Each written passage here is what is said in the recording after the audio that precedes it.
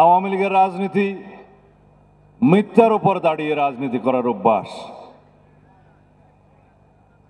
সেজন্য আমি একটা ইতিহাসের পুনরাবৃত্তি এখানে করতে চাই যে 1971 সালের 10 এপ্রিল স্বাধীনতার ঘোষণাপত্র যেটা রচিত হয়েছে, পরবর্তীতে 17 এপ্রিল যেটা মেহেরপুরের আম্রকাননে, পরবর্তীতে মুজিবনগরে যেটা সরকার গঠনের মধ্য দিয়ে বাস্তবায়িত হয়েছে, তার মধ্যে প্রথম পৃষ্ঠায় শেষের প্যারাগ্রাফের আগের প্যারাগ্রাফ, যেহেতু শেখ মুজিবুর রহমান যথাযথ প্রক্রিয়ায় ঢাকায় স্বাধীনতার ঘোষণা করিলেন, এই লাইনটি সত্য নয়।